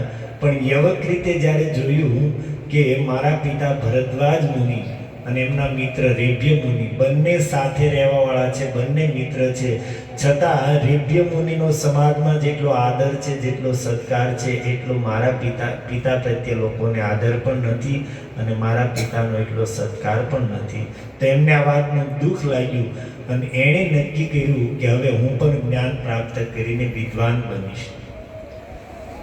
ભરદ્વાજ મુનિના પુત્ર યવક્રીતે જ્ઞાન પ્રાપ્ત કરવાનો વિચાર કર્યો, પણ એ વિચારે કે હવે એટલો સમય નથી કે ગુરુકુળમાં જાઓ, ગુરુના આશ્રયમાં બેસો ને વર્ષો સુધી શાસ્ત્રોનું અધ્યયન કરીને વિદ્વાન બનું, એટલો બધો સમય નથી. શોર્ટમાં ટૂંક સમયમાં જ્ઞાન પ્રાપ્ત કરવું છે તો શું કરવું, હું તપસ્યા કરીને જ્ઞાન પ્રાપ્ત કરીશ. તો આવા વિચારથી તપસ્યામાં લાગી ગયા અને કઠોર તપસ્યા, ગરમીના દિવસોમાં સૂર્યના ખુલ્લા તાપમાં બેસે અને આસપાસ અગ્નિ સળગાવીને શરીરને તાપે. ઠંડીના દિવસોમાં શીતળ જળમાં ગળા સુધી ડૂબેલા રહીને ઊભા રહે. આવી તપસ્યા ચાલુ કરી.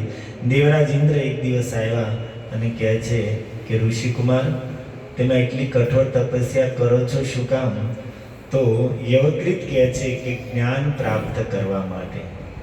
દેવરાજ ઇન્દ્ર કહે છે કે ઋષિ, તમે જાણો છો કે જ્ઞાન પ્રાપ્ત કરવાની વિધિ તપસ્યા નથી. જ્ઞાન પ્રાપ્ત કરવા માટે ગુરુનો આશ્રય લેવો પડે. ગુરુના આશ્રય વગર જ્ઞાન પ્રાપ્ત થતું નથી. તપસ્યા કરીને વ્યર્થમાં શું કામ પોતાના શરીરને એટલી પીડા આપીને આત્મહત્યાના માર્ગે ચાલો છો? ઇન્દ્ર એટલું કઈ વૈયા ગયા અને યવક્રીતે તપસ્યા ચાલુ રાખી. એણે પોતાની તપસ્યા ઓર ઉગ્ર કરી નાખી. દેવરાજ ઇન્દ્રને દયા આવી તો થોડા દિવસ પછી પાછા એની પાસે આવ્યા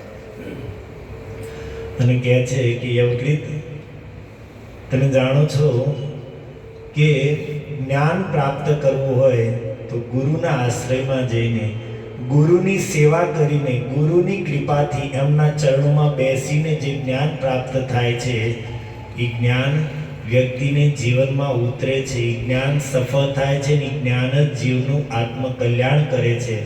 અને માની લો કે કોઈ તપસ્યા કરીને પણ જ્ઞાન પ્રાપ્ત કરી લેશે, ગુરુની કૃપા વગર, ગુરુની સેવા વગર, ગુરુ મુખેથી સાંભળ્યા વગર જ્ઞાન કદાચ કોઈ પ્રાપ્ત કરી પણ લેશે તો એ જ્ઞાન એ જીવનું કલ્યાણ નહીં કરે.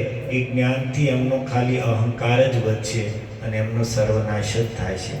એટલા માટે તમે આ ખોટી જીત છોડો. તમારે જ્ઞાન પ્રાપ્ત કરવું હોય તો ગુરુની સેવા કરીને, ગુરુના ચરણોમાં બેસીને એના મુખેથી શાસ્ત્ર સાંભળશો ત્યારે સાચું જ્ઞાન મળશે. ઇન્દ્ર તો વૈયા ગયા. યોગ રીતે તો મનમાં નિશ્ચય જ કર્યો હતો કે નહીં, જ્ઞાન પ્રાપ્ત કરીશ તો તપસ્યાથી જ કરીશ. તપસ્યા ઓર કઠોર કરી અને હવે તો મનમાં નિર્ણય કર્યો કે શરીરના અંગોને કાપીને યજ્ઞકુંડમાં સ્વાહા કરી દઈશ, પણ જ્ઞાન તો તપસ્યાથી જ પ્રાપ્ત કરીશ. તો એક દિવસ દેવરાજ ઇન્દ્ર એક વૃદ્ધ બ્રાહ્મણના રૂપમાં યવકૃત જ્યાં ગંગાજીમાં સ્નાન કરવા માટે જતા હતા એ ઘાટ પર જઈને બેસી ગયા. ઇન્દ્ર વૃદ્ધ બ્રાહ્મણના રૂપમાં, અને ત્યાં જઈને ખોબે ખોબે ગંગાજીની અંદર ધૂળ નાખવા માંડ્યા. યવકૃત બરોબર સ્નાન કરવા માટે આવ્યા અને જોયું કે આ બ્રાહ્મણ દેવા કરે છે શું? ખોબે ખોબે ગંગાજીમાં ધૂળ નાખે છે. ઇન્દ્રએ પૂછ્યું, મહારાજ તમે આ શું કરો? તો કે જોતા નથી, ગંગાજીમાં પુલ બનાવું છું. અહીંયાથી ગંગા પાર જવામાં લોકોને કેટલી અગવડ પડે છે અને એટલા માટે હું અહીંયા ગંગાજી ઉપર પુલ બનાવીશ. તો કે આવી રીતે ધૂળથી? તો કે હા. અરે મહારાજ તમે જુઓ તો ખરી ગંગાજીનો પ્રવાહ કેટલો છે. આ પ્રવાહમાં તમારી ધૂળ ગમે એટલી નાખશું એ પણ પ્રવાહમાં તણાઈ જશે. એટલા માટે હે બ્રાહ્મણદેવ, વ્યર્થનો સમય શું કામ બરબાદ કરો છો? અરે કંઈક સંભવ હોય, કરી શકાય એવા કાર્યમાં કંઈક સમય લગાડો, મહેનત કરો તો સાર્થક થાય. જે કાર્ય સર્વથા અસંભવ છે એની માટે સમય અને શક્તિ શું કામ વેડફો છો? અને બ્રાહ્મણદેવ સામું જોયું. અચ્છા, તું ઈ કે તપસ્યાથી જ્ઞાન પ્રાપ્ત કરી શકતો, તો હું ધૂળ નાખીને ગંગાજી પર પુલ ન બાંધી શકું? તને કે એમ છે કે હું તપસ્યાથી અસંભવ કાર્યને પણ સંભવ કરી દઈશ, તો શું હું અસંભવ કાર્ય સંભવ ન કરી શકું? હું ધૂળથી ગંગાજી પર પુલ ન બાંધી શકું? હવે યવકૃતને સમજાણું, હાથ જોડીને કહે છે કે મહારાજ ભૂલ થઈ ગઈ. તો વાત એ છે કે જ્ઞાન પ્રાપ્ત કરવું હોય તો સાચા સદગુરુનો આશ્રય લેવો પડશે. નહીં તો ખાલી કહેવાની સાંભળવાની વાતો રહી જશે. મોટી મોટી વાતો ખાલી કરશું, જીવનમાં કાંઈ ઉતરશે નહીં. સારામાં સારા વિચારો ખાલી વોટ્સએપમાં ફોરવર્ડ કરવા પૂરતા જ રહી જશે. આમાં કાંઈ નહીં ઉતરે. ઘણા લોકો બોલો સારો ટેક્સ વિચાર આવે તો પૂરો વાંચે નહીં, સીધો પહેલા ફોરવર્ડ ક્યારે કરવું એની ગણતરી હોય. વાતો તો કેટલી મોટી મોટી, આ જગતમાં બધું નાશવાન છે, કાંઈ હારે નહીં થવાનું, આમ ને તેમને કેવી કેવી વાતો કરતા હોય. કથામાં આપણે કંઈક જઈએ તો પ્રભુ બધું તમારું જ છે ને, કથામાં એટલે ભાઈ કંઈક 10-20 હજાર તમારું છે.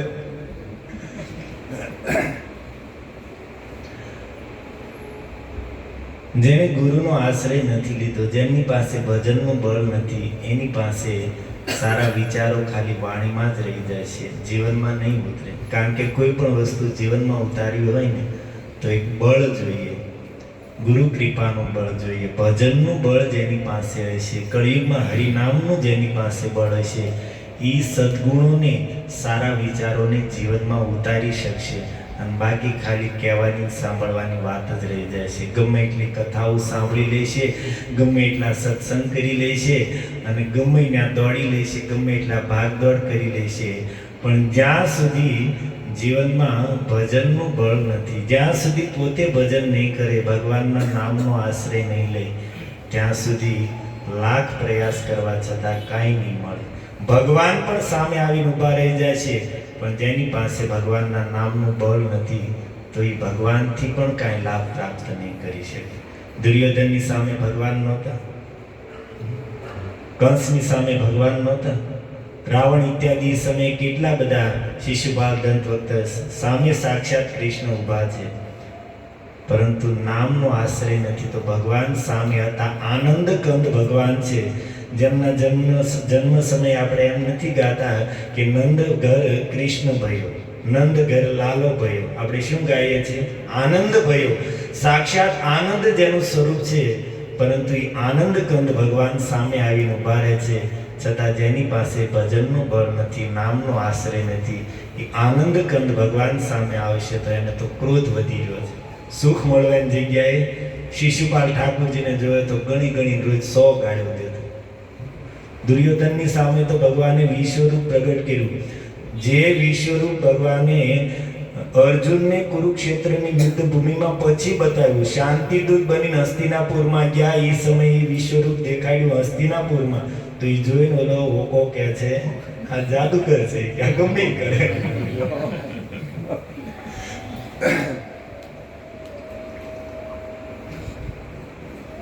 ભગવાન હશે તો પણ શું લાભ છે? સુરપંખાની પાસે રામ હતા, રામજીની સામે ઊભી છે. રામ હતા પણ રામનું નામ નથી સુરપંખા પાસે, એટલા માટે રામજી પાસે જઈને નકટી થઈને આવી, નાકાન કપાવીને. અને આ બાજુ શબરી પાસે રામ નથી, શબરી પાસે શું છે? રામનું નામ છે. સુરપંખા પાસે રામ છે પણ રામનું નામ નથી, તો રામજી પાસેથી કાંઈ ન પામી. અને આ બાજુ શબરી પાસે રામ નથી પણ રામનું નામ છે, તો એ નામના બળે રામ રૂપી પતંગ ખેંચાતા ખેંચાતા ત્યાં આવી ગયા. શબરી પાસે એક જ કાર્ય હતું, બીજું કાંઈ નહોતું. શું હતું? રામા રામા રટતે રટતે બીતી રે ઉમરિયા. બસ રામ રામ કરતા કરતા ઉંમર પસાર કરી દીધી. અને રામજી આવ્યા તો ઈ વનમાં એકથી મોટા એક તપસ્વી રહેતા હતા. કોઈ દૂધાહારી છે, કોઈ જલાહારી છે, કોઈ ફલાહારી છે, કોઈ વાયુ આહારી છે. કોઈએ તો પ્રાણવાયુ દ્વારા, યોગાભ્યાસ દ્વારા વાયુને પણ જીતી લીધો છે, વાયુને પણ સ્તંભિત કરી તપસ્યામાં લાગ્યા છે. અને બધા જ ઋષિઓને મનમાં એમ જ હતું કે રામજી આવશે, અમારી તપસ્યાનું બળ એટલું છે કે સૌથી પહેલા અમારી પાસે જ આવશે, સૌથી પહેલા અમારા આશ્રમે આવશે. અને રામજી બધાના આશ્રમની મોરથી નીકળ્યા પણ ઊભા કોઈ જગ્યાએ ન રહ્યા. કેમ? કારણ કે રામ રૂપી પતંગની દોરી, રામ નામ રૂપી દોરી શબરીના હાથમાં હતી, ત્યાંથી ખેંચાય છે. તો સીધા જ ખેંચાતા ખેંચાતા શબરીના આશ્રમે જઈને ઊભા રહ્યા. શબરી માતાને નવધા ભક્તિનો ઉપદેશ આપ્યો રામજીએ. સુંદર રામાયણમાં વર્ણન છે. અને નવધા ભક્તિનો ઉપદેશ આપીને ભગવાન કહે છે કે દેવી, નવમહુ એક જીનકે હોય, નારી નર ચરાચર જીવ કોઈ, સોઈ અતિશય પ્રિય ભામિની મોરે. આ નવમાંથી એક ભક્તિ પણ જેની અંદર હશે એ મને અતિશય પ્રિય છે. સકલ પ્રકાર ભક્તિ દ્રઢ તોરે. અને હે દેવી, તમારી તો 99 પ્રકારની ભક્તિ દ્રઢ છે. સકલ પ્રકાર ભક્તિ દ્રઢ તોરે. શબરી માતાને પૂછો કે નવધા ભક્તિ શું છે? તેને ખબર જ નથી. એને તો રામ નામ સિવાય કઈ જાણ્યું નહોતું. ને રામજી કહે છે કે 99 પ્રકારની ભક્તિ તમારી દ્રઢ છે. કેમ જાણો છો? એક કૃષ્ણ નામ કરે સર્વ પાપ ક્ષય, નવવિધા ભક્તિ પૂર્ણ નામ હે તે હય. નવવિધા ભક્તિ પૂર્ણ નામ હે તે હય. કોઈ નામનો આશ્રય લે છે તો નામના બળેથી 99 ભક્તિ પૂર્ણ થઈ જાય છે. અને એટલા માટે શબરી માતાએ રામ નામનો આશ્રય લીધો છે. એટલે રામજી કહે છે કે દેવી, તમારી તો 99 પ્રકારની ભક્તિ દ્રઢ છે.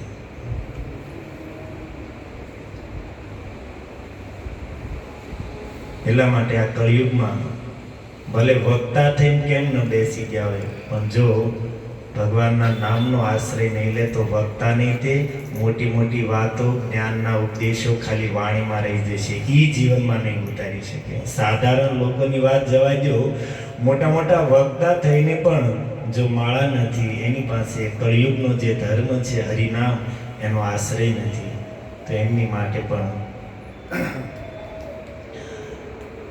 જીવનમાં ઉતારી નહીં શકે નામના બળ વગર. ખાલી કહેવાની, સાંભળવાની વાતો રહી જાય છે. અને પછી વક્તા વાતો કરતા કરતા, કથા કરતા કરતા પછી પ્રતિષ્ઠામાં ઉતરી જાય છે, ને પછી પૈસામાં ઉતરી જાય છે, ને પછી એમાં જીવન પણ નામના બળ વગર જીવનમાં કાંઈ નહીં ઉતરે. તો એટલા માટે અહીંયા ભગવાન બહુ સુંદર વાત કરે છે કે ગુરુનો આશ્રય લીધા વગર, ગુરુની કૃપા વગર જ્ઞાનને જીવનમાં ધારણ કરી શકાતું નથી. અર્થ કોવિદા, જે લોકો પોતાના સ્વાર્થને જાણવા વાળા છે, જે પોતાના સાચા આત્મકલ્યાણને જાણવા વાળા છે, એવા લોકો ગુરુના વાચા અર્થાત ગુરુના ઉપદેશને જીવનમાં ધારણ કરીને તરતી અંજસા ભવાડનો સંસાર સાગરને સરળતાથી પાર કરી લેશે. ભગવાને એમ પણ ન કીધું કે ગુરુ કરીને ભવસાગર પાર થઈ જશે. શું કહે છે? ગુરુના ઉપદેશને જીવનમાં ધારણ કરીને ભવસાગર પાર. ગુરુ કરવાથી પણ ભવસાગર તરી જવાતું હોય તો અસુરોને બધા ગુરુ હતા જ તે, એ બધા ન તરી ગયા હોય. ગુરુના ઉપદેશને જીવનમાં ધારણ કરવાથી, ગુરુએ જે નિયમ બતાવ્યા છે એ અનુસાર ભજન કરવાથી, ગુરુએ જે નિયમ બતાવ્યા છે એ અનુસાર આચરણ કરવાથી ભવસાગરને પાર ઉતરી શકાય છે. અને આવા ગુરુ કે જે જીવનમાં સાચું જ્ઞાન આપીને ભગવાનના માર્ગે જીવોને લઈ જાય છે, ભગવત પ્રાપ્તિનો માર્ગ બતાવે છે, આવા ગુરુથી મોટું આ જગતમાં કોઈ છે નહીં. અને આવા ગુરુની સેવાથી મોટો કોઈ ધર્મ નથી. એ વાત બતાવતા હવે ભગવાન 34 નંબરના શ્લોકમાં કહે છે, નાહમ ઈજ્યા પ્રજાતિભ્યામ તપસો ઉપશમેન વા તુષ્યેયમ સર્વભૂતાત્મા ગુરુ શુશ્રૂષયા યથા.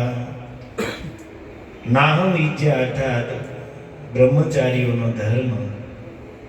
ઈજ્જાનો અર્થ થાય કે બ્રહ્મચારીઓનો ધર્મ છે કે યજ્ઞ ઇત્યાદિ દ્વારા હોમ હવન પૂજન કરવું, આ બ્રહ્મચારીઓનો ધર્મ છે. પ્રજાતિભ્યામ, પ્રજા ઉત્પન્ન કરીને પિતૃઓના ઋણથી મુક્ત થવું અર્થાત આ ગૃહસ્થોનો ધર્મ છે. તપસો, કઠોર તપસ્યા વાનપ્રસ્થનો ધર્મ છે. અને ઉપશમન, બધાથી નિવૃત્ત થઈ જવું, આ સંન્યાસીઓનો ધર્મ છે. તો ભગવાન કહે છે કે વાનપ્રસ્થ, ગૃહસ્થ, બ્રહ્મચારી અને સંન્યાસી, આ ચારેયના જે ધર્મશાસ્ત્રમાં કીધા છે એ ધર્મનું પાલન કરવાથી પણ નાહમ તુષ્ય, હું જેટલો પ્રસન્ન નથી થતો એટલો ગુરુ શુશ્રૂષયા, ગુરુની સેવાથી પ્રસન્ન થાવ છું. જે ગુરુ જીવને મારી પ્રાપ્તિનો માર્ગ બતાવે છે એવા ગુરુની સેવાથી હું જેટલો પ્રસન્ન થાવ છું એટલો હું કોઈ પણ ધર્મથી, ચાહે ગૃહસ્થ હોય, અરે સંન્યાસી પણ કેમ ન હોય, સંન્યાસીના ધર્મથી પણ હું એટલો પ્રસન્ન નથી થતો. યથા ગુરુ શુશ્રૂષયા, ગુરુની સેવાથી હું પ્રસન્ન થાવ છું. અચ્છા, ગુરુની સેવા શું છે? તો બધી એક એક વાત ભાઈ એવી છે કે જે જાણવા જેવી છે. ગુરુની સેવા, શારીરિક સેવા પણ સેવા છે, પણ ગુરુના શરીરની સેવા કેટલા કરી શકે બતાવો? ગુરુના હજારો લાખો શિષ્યો હોય, તેમાંથી ગુરુ સાથે 2, 3, 4 રહેતા હોય, ની ગુરુની સેવા બધી કરતા હોય, બધાને તો એ અવસર મળે. ગુરુની સાચી સેવા છે એમના ઉપદેશને જીવનમાં ઉતારો, એણે જે નિયમ આપ્યા છે એનું પાલન કરવું. પ્રભુપાદજી બહુ મુશ્કેલથી એમના ગુરુ ભક્તિ સિદ્ધાંત સરસ્વતી ઠાકોરને 3 વાર મળ્યા હતા, અને ઘડીભર માટે. પણ પ્રભુપાદજી ગુરુનો આદેશ, ભક્તિ સિદ્ધાંત મહારાજ જ્યારે પ્રભુપાદજીને મળ્યા ને એણે જોયું કે પ્રભુપાદજીનું સમય નામ હતું અભય બાબુ. આનું ઇંગ્લિશ બહુ પાવરફુલ છે. તો ભક્તિ સિદ્ધાંત મહારાજે એ જ સમય આદેશ આપ્યો કે અભય, ભવિષ્યમાં તારી પાસે જ્યારે ધન આવે તો આપણા જે શાસ્ત્રો છે, ભગવદ્ ગીતા, ભાગવત, આ બધાનું અંગ્રેજીમાં ટ્રાન્સલેશન કરીને વિદેશમાં જઈને આપણા સનાતન ધર્મનો પ્રચાર કરે. ભક્તિ સિદ્ધાંત મહારાજે પહેલી જ મુલાકાતમાં પ્રભુપાદજીને આદેશ આપ્યો. અને પ્રભુપાદજી ગુરુના વચનોને જ જીવનમાં ધારણ કરીને એ માર્ગ ઉપર ચાલી નીકળ્યા. 70 વર્ષની ઉંમરે વિદેશમાં જાય છે. સુમતિ મોરારજી અહીંયા જૂહમાં જેની સમયે ઓફિસ હતી અને એમનું કાર્ય હતું જહાજનું, માલવાહક જહાજની કંપની હતી. શું નામ હતું પ્રભુજી કંપનીનું?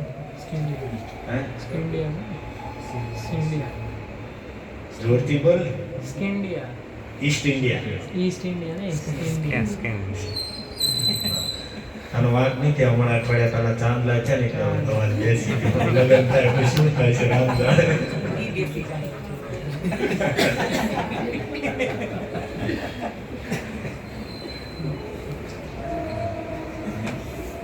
હા, તો સુમતિ મોરારજી પાસે ગયા. પ્રભુપાદજી કીધું કે ભાઈ મને જવા માટે એક વ્યવસ્થા કરી દો. તો સુમતિ મોરારજી કહે છે કે સ્વામીજી, મારા કર્મચારીઓ કહે છે કે સ્વામીજી મરવા માટે અમેરિકા જાય છે. ત્યાંની ઠંડી તમારાથી સહન નહીં થાય. આ 70 વર્ષની તમારી ઉંમર છે, વૃદ્ધ શરીર છે, અને કદાચ ત્યાં જાશો પણ તો તમારી વાત ત્યાં કોણ સાંભળશે? અને તમારે ભાગવત કથા જ કેવી હોય મને સંભળાવો, હું અહીંયા સાંભળીશ. ત્યાંની ઠંડી તમે સહન નહીં કરી શકો, ત્યાંનું વાતાવરણ સહન નહીં કરી શકો, ત્યાં તમારી વાત કોઈ સાંભળશે નહીં. પ્રભુપાદજી કહે છે કે મને કોઈ ચિંતા નથી, ભલે મારી વાત કોઈ સાંભળે કે ન સાંભળે, ભલે હું ત્યાં જઈને મરી જાઉં, પણ કમસે કમ મારા ગુરુના આદેશનું પાલન તો થશે. ગુરુના આદેશનું પાલન કરવા માટે મને એક વખત જવા દો. પ્રભુપાદજીના શિષ્યો જ્યારે કોઈ સેવા કરતા અને પ્રભુપાદજી એની સેવાથી બહુ પ્રસન્ન થતા, તો પ્રભુપાદજીના મુખમાંથી શબ્દ નીકળતો કે હું તમારા બધાનો બહુ આભારી છું કે મારા ગુરુના આદેશનું પાલન કરવામાં તમે બધા મને સહાય કરી રહ્યા છો. શું કહેતા? તમે સેવા મારી કરો છો એમ ન કહેતા. મારા ગુરુના આદેશનું પાલન કરવામાં તમે બધા મારી સહાય કરી રહ્યા છો. પ્રભુપાદજીના શિષ્ય હતા પરમ પૂજ્ય ગોપાલ કૃષ્ણ ગોસ્વામી મહારાજ. 1 વર્ષ પહેલા, 1.25 વર્ષ પહેલા મહારાજજીનું શરીર છૂટી ગયું અમેરિકામાં. પ્રભુપાદજી ગયા એ સમયે મહારાજજી ગોપાલ કૃષ્ણ ગોસ્વામી મહારાજ કેનેડામાં કોકા કોલા કંપનીમાં નોકરી કરતા હતા. મહારાજજી કોકા કોલા કંપનીમાં એ સમય હતા અને બહુ ઊંચી પોસ્ટ ઉપર હતા. પ્રભુપાદજીનો સંગ મળ્યો, ભજનમાં લાગ્યા. તો એક દિવસ પ્રભુપાદજીને કહે છે, ગૃહસ્થ હતા મહારાજજી, સમય એનો પરિવાર હતો, હજી છે છોકરા છોકરીઓ. તો પ્રભુપાદજીને કહે છે કે ગુરુદેવ, હવે આ નોકરી છોડીને હું તમારી સાથે જ સેવામાં લાગવા માંગુ છું. પ્રભુપાદજીએ કીધું કે નોકરી છોડવાની જરૂર નથી, નોકરી કરતા રહ્યો, એમાંથી જે સંપત્તિ આવે છે એ કૃષ્ણની સેવામાં લગાડો.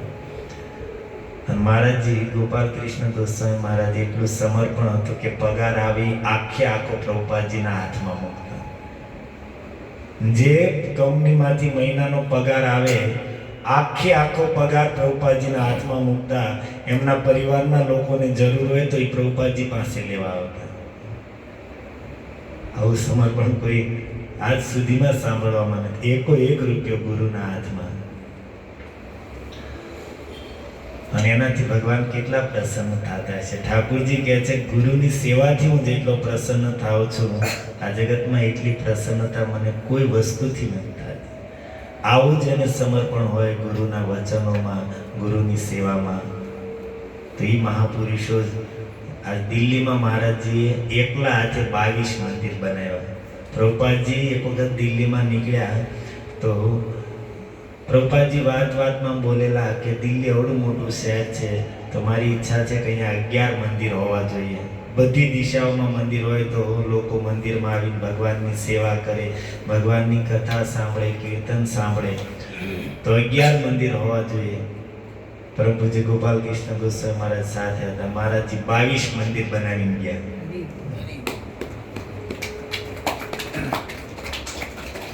ખારઘરમાં અત્યારે અહીંયા આપણે મંદિર છે મુંબઈમાં, હમણાં જ ઉદ્ઘાટન થયું. 1લા નંબરનું લગભગ હશે મુંબઈમાં આવડું મોટું મંદિર. મહારાજજીએ જ બનાવ્યું છે એના શિષ્ય, પણ મહારાજજીની પ્રેરણાથી. અને પૈસા પગ ન ઉંબાય ત્યારે મહારાજજીને બોલાવે. મહારાજજીનો પ્રભાવ એવો તો કોઈની સામે જઈને મહારાજજી બેસતા તો એલા લાગતી હોય તો 11 બોલાવી દે મુંબઈ. ગુરુ સેવાનો પ્રભાવ છે. મહાપુરુષો સામે બેસે તો માણસ પછી ઓલાને એમ થાય કારું થોડાક વધારે કહેવાય છે. તો હવે સમય થઈ ગયો, પણ હવે કાલે ભગવાન સુદામાજીને કહે છે મિત્ર તને સાંભળે યાદ છે કે ગુરુ માતા એક દિવસ આપણને વનમાં મોકલ્યા હતા ઈંધણ લેવા માટે, અને અચાનક વરસાદ ચાલુ થયો અને પછી આપણી શું સ્થિતિ થઈને ભગવાન આખો પ્રસંગ યાદ કરાવશે. તો એ આપણે કાલે સાંભળશું. હરે કૃષ્ણ કૃષ્ણ કૃષ્ણ હરે હરે, હરે રામ રામ રામ હરે હરે. માળાઓ બધાને આપે ત્યાં સુધી બેસી એક માળા કરશો. હરે કૃષ્ણ હરે કૃષ્ણ કૃષ્ણ હરે હરે, હરે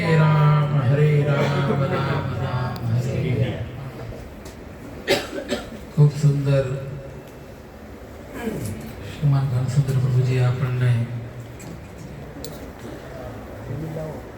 ભગવાનના પરમ મિત્ર એવા સુદામાજીના ચરિત્ર પરથી અને કઈ રીતે કૃષ્ણ અને સુદામા બંને સાંદીપની મુનિના આશ્રમમાં રહી અને ગુરુ શુશ્રયા કરી અને સાથે સાથે ગુરુનો કેટલો મહિમા છે, ગુરુના વચનોનો, ગુરુ સેવામાં કેટલી નિષ્ઠા હોવી જોઈએ, તો આપણને બહુ સુંદર રીતે આપણને સમજાવ્યું છે, જેથી આપણે પણ આપણા આચાર્યોને, આપણા ગુરુને સમર્પણ કરી અને ગુરુ થકી ભગવાનને પ્રસન્ન કરવાનો આપણે પ્રયાસ કરવો જોઈએ. તો આવો પ્રભુજીનો આપણે મહામંત્રથી અભિવાદન કરીએ. હરે કૃષ્ણ કૃષ્ણ કૃષ્ણ હરે હરે, હરે રામ રામ રામ હરે હરે. કથાઓ તો ઘણી જગ્યાએ આપણે સુદામા ચરિત્ર સાંભળીએ છીએ, પણ એમાં કૃષ્ણ અને સુદામાનું ચરિત્રનો જ વર્ણન વક્તાઓ કરતા હોય છે, પણ એમાં ગુરુનો મહિમા કેટલો છે તો આજે ખૂબ સુંદર શ્લોકોના માધ્યમથી આપણને પ્રકાશિત કર્યો છે. તો ખૂબ ખૂબ ધન્યવાદ. અને કાલે અંતિમ દિવસ છે, તો બધા ભક્તોને નિવેદન છે કે સમયસર આવી અને અંતિમ જે ભગવાન અને કૃષ્ણ સુદામા બંને ગુરુના આદેશથી જે રીતે ઈંધણ લેવા માટે, લાકડા લેવા માટે જાય છે, એ પ્રસંગ આપણને કાલે શ્રવણ કરાવશે. એટલે કાલે કથાનો અંતિમ દિવસ છે અને પરમ દિવસે આપણે રાધા માધવને, જય શ્રી રાધા માધવ અહીંયા બિરાજમાન થવાના છે. તો રાધા માધવનો દિવ્ય અભિષેક અહીંયા નીચે આપણે રાખ્યો છે.